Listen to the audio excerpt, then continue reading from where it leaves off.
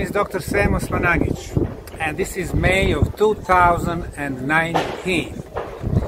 I'm in Eastern Turkey. Behind me is arguably the most impressive and the most important archaeological site in the world. It is known under the name Gobekli Tepe. Back in the 1960s, first British archaeologists and then in 1963 archaeologists from the US came to the area. They found some ceramic pieces and they of course established that this was an archaeological site. For them it was just medieval site.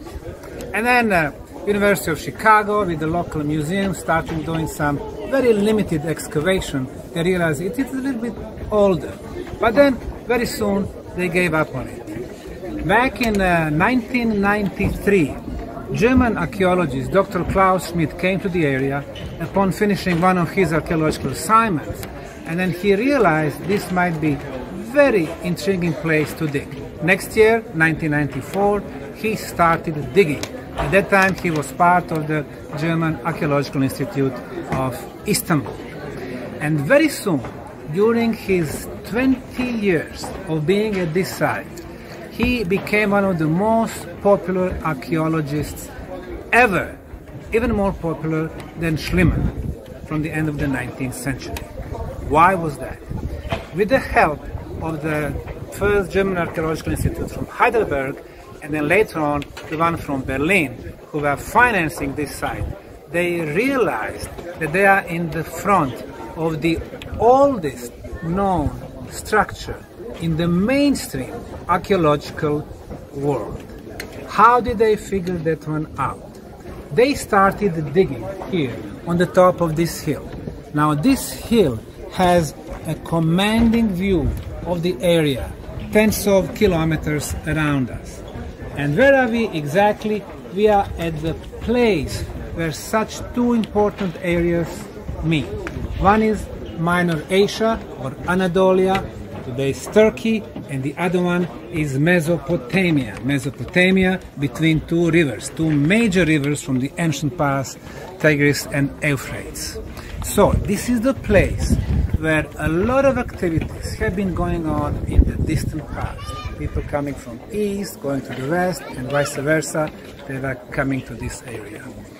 Now, when he started digging, as we can see below us, he went about 15 meters deep, discovering these big megaliths. What is a megalith? It contains two Greek words, mega, big, and lithos, rock. So big rocks. As we can see, these are upstanding rocks, megaliths. They are nicely shaped. Most of them have the shape of letter T. Now, in the past, in the last 30 years, from 1980s, a similar style was discovered here, and nowhere else on the planet. T-shaped blocks.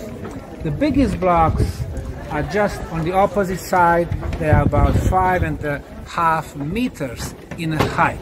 We can calculate its mass real quick. So we have 5.5 meters, we have about 60 centimeters by 120, so it is about 5.7 to 3.5, so it is about 8 to 10 tons. 8 to 10 tons. Now, another intriguing thing, the biggest rocks are the deepest. What does that mean? Those who came later, they were smaller and smaller. And above us, there is even a higher area with the smallest blocks. Now we know, due to the radiocarbon datings, that those that are, closer to the surface, they are of course younger. What they teach us in schools is the theory of evolution.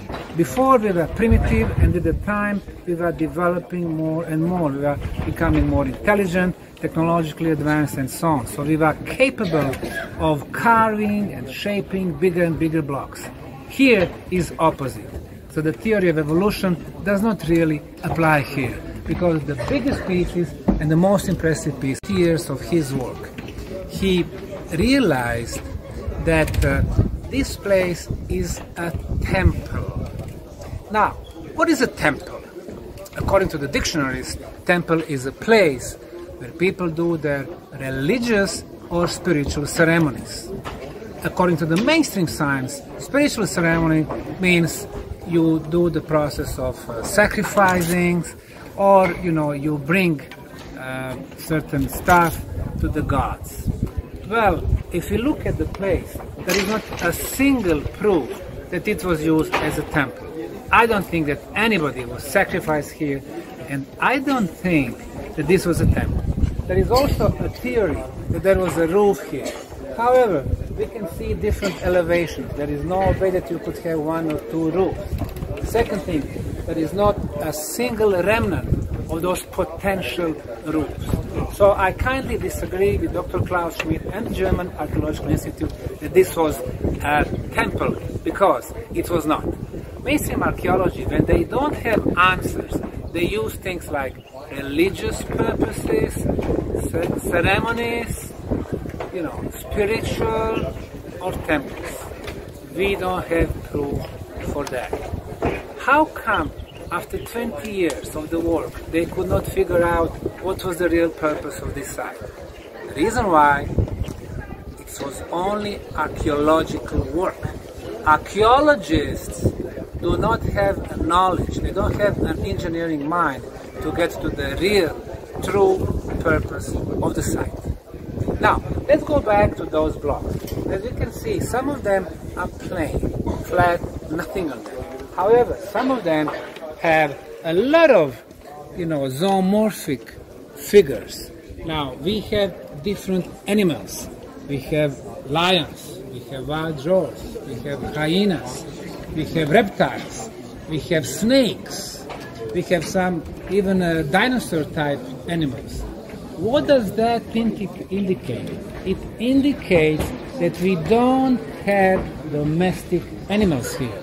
Without domestic animals, it is telling us that this is not the phase that belongs to the agricultural society. Very important. When it comes to the dating, Dr. Klaus Schmidt did basically 2 + 2 dating. 2 dating were done on the filler material. What filler material? Well, according to him, there were 2 phases of these structures. According to me, there were 3 phases. So, first the conventional view. He's saying 2 phases. The first phase is the phase when they built, erected those blocks, and they connected them, according to him, with these drywalls. Rather primitive. And the second phase was when the whole site was covered in hurry, as he claimed, with the filler material. Filler material is this one right here. You can see rocks, pebbles, you can see soil, you can see clay, you can see sand. Well, when he found organic material in the filler, what kind of organic material? He found ground animal bones and ground human bones. The age was about 10,000 years BC, before Christ. So it gives us 12,000 years. Well, officially you go to the non-scientific sites like Wikipedia, you can read it is 11,600 years old. Wrong. Why they are doing that? Because they want to be younger than the end of the last ice age, which was about 11,500 years back. If you go more than that, this is the border that conventional science does not want to cross. They want to stay in what they call Neolithic times. Neolithic, 11,500 years. 12,000 plus, Paleolithic, primitive caveman, not capable of doing anything here, really. So, what we have here, we have a site which is 12,000 radiocarbon date. But this is not a calendar age. Why not? Because calendar age, you need to add approximately 15%. 15% on 12,000 years is about 1,800 years. So 12,000 plus 1,800 is 13,800 years. So now we are going to the Paleolithic times.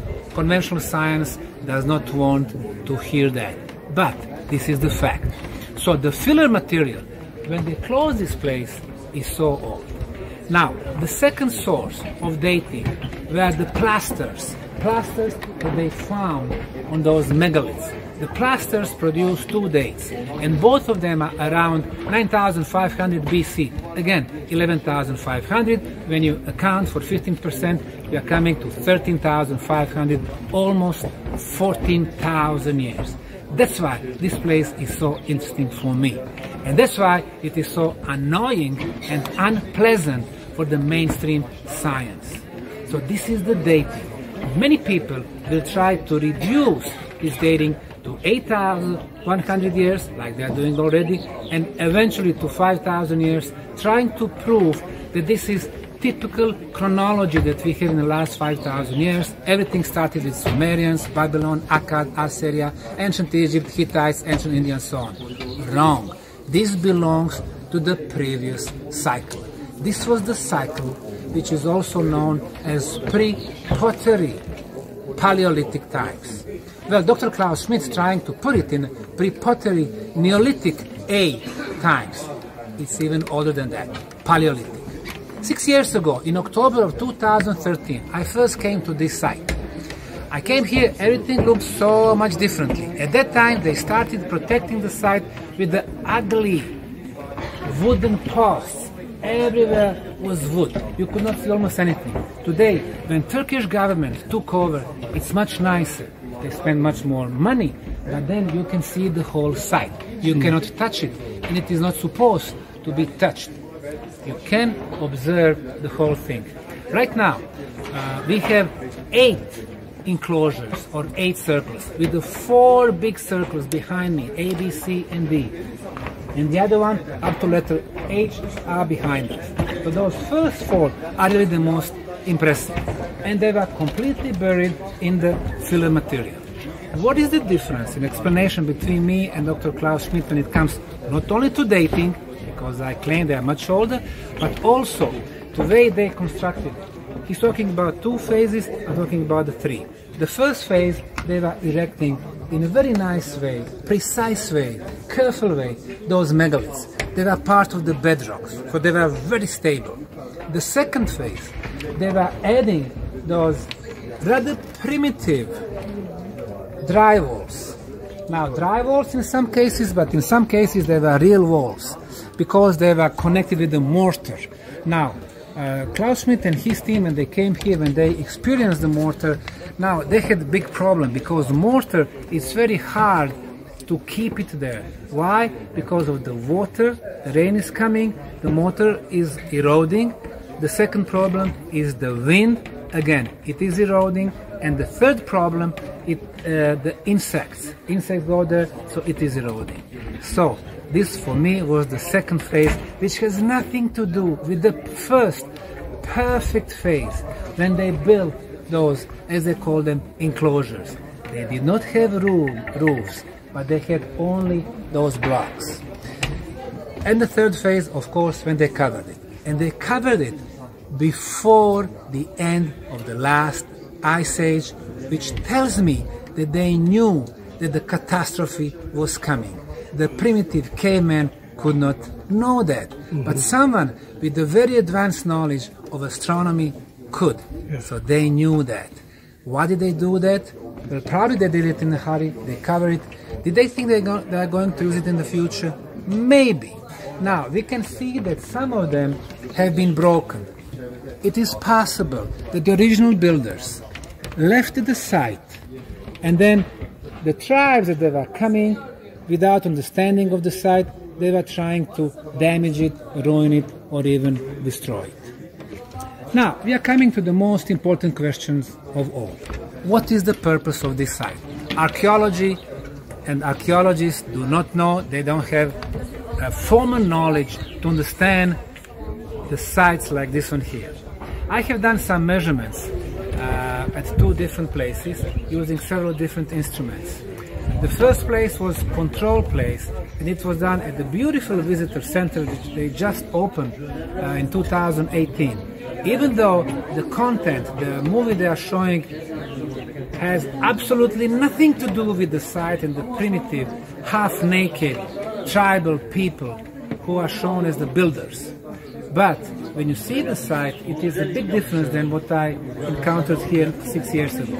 So the first measurement was done there. So this is what I measured. I measured the level of the life energy using experimental life meter, which was made in the US, which is made on Williams Reich's research from 70 years back, and now they make those instruments. They measure the level of life energy or organ energy. In Eastern tradition, it is called the prana or chi energy. Over there, it was at the level of 22 on the scale from 0 to 122, which is rather high because in the contaminated cities, it is about 10%. The second thing I measured was the concentration of negative ions. Negative ions are very beneficial to human health. Over there, I measured only 300, which is the average value when it comes to the cities or villages. Positive ions, which are not so positive for us, they were at the level of 500. The bad thing, more positive than negative ions. The next thing, magnetic fields. It was stable at 45 nanotesla, and this is something that you can also find in the cities and the villages. Infrasound, range 20 to 40 hertz, nothing specially. Ultrasound, 10 to 20 kilohertz. Now, this side here, we are almost on the top of this Gobekli Tepe hill. Magnetic field, which really surprised me. It goes anywhere from 41 to 90 nanotesla. What does that mean? It means that this site is energetically active. So it is alive. Even though majority of it is still covered, energetically it is still active. So somebody had the knowledge of energy properties of this place. They were usually building megalithic sites, the pyramid site and the tumulus site on the top of the energy potent places. So what do we have here? Hard to say, but we should have some of this stuff. Either underground water flows or cavities on different levels or quartz crystal. So we should have some of those stuff, including some minerals or iron, source of the electromagnetism. So out of 5 or 6 sources, we should have here at least 1, 2, or even 3. The material they use is the limestone. Limestone is very common material in the radius of 100 kilometers. However, only on this particular hill, we have this crystalline limestone, which is much harder than limestones around us. If you have such a hard material, you have to have some very superior tools to shape it. And you see how it's beautifully shaped those blocks are. So with the with the limestone, with a lot of quartz in there, it is an ideal medium to transfer the energy from one form to another, from electromagnetic field to the ultrasound, from the ultrasound to electricity, through the piezo electrical effect. So that the first element that I measure, the magnetic field, is the most important. The second one, ultrasound, rather stable, 12 to 15 kilohertz, infrasound, 0 to 40 hertz. Now, this is interesting.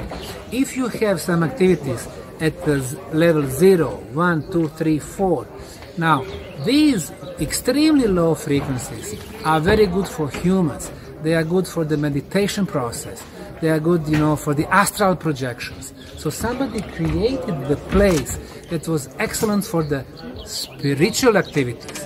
Not the way the archaeologists are talking about spirituality and the religious and the other stuff which they don't understand, but about development of spiritual senses, about activating some of those senses. The life energy, next thing, if you remember, control place, it was 22. Here we have 40. On the scale from 0 to 100, it is at the level of 40, meaning it is 2 times better to be than any other place around.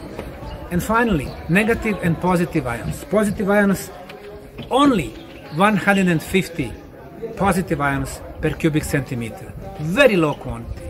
However, negative ions at the level of 900, meaning it is almost 3 times higher than at the contaminated places.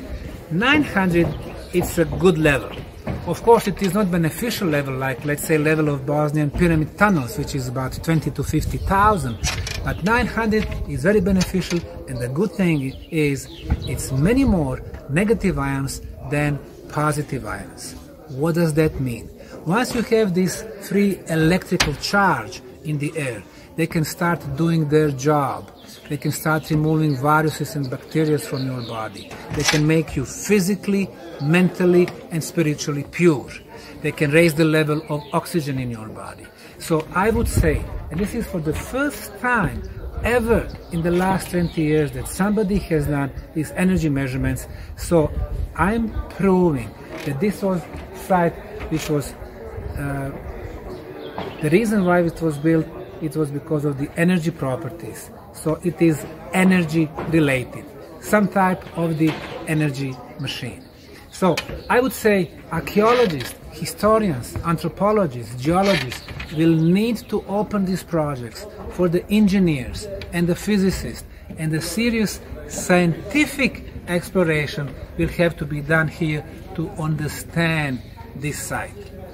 When it comes to the builders, instead of taking bedtime stories about the primitive caveman having nothing to do and, shaping and carving all these beautiful megaliths, they should realize that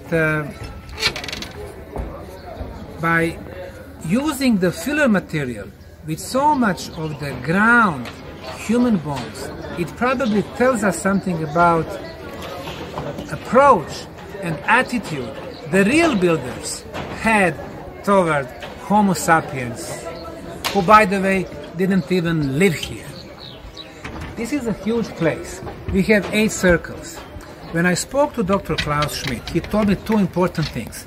The first one was that the site was probably between 15 and 18,000 years old, and the second one, there are probably dozens, if not 100 circles, and not a single residential house kilometers around. What does it tell us? It was not built by, those hunters and food gatherers 14,000 years back. They had nothing to do with this site. So out of 5 questions in archaeology, let's see what we had answered today. What is this? Now, this is some type of the energy machine. Who? We don't know who. But all the options are open. Humans, non-humans. Number 3, when? It was the end of the Paleolithic era, not Neolithic. Number 4, how? More advanced tools that we know them. And number 5, why? The ancients, when building such sites, they never had only one purpose. It was always multi-purpose.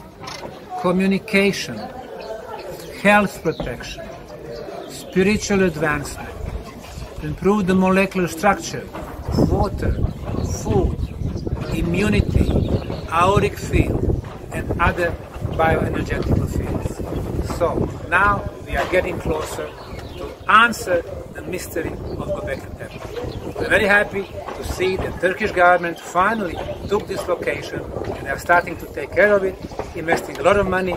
But what they will need to do, they need to go with the open-minded scientists, engineers, and physicists to understand this place. The year 2019 is the year of Gobekli Tepe, rightfully here in Turkey, but what I'm saying is they need to get the full understanding of this site, and they will be even more proud than stating this was 0 point of time, because it was not, or this was a temple, because it was not. Thank you.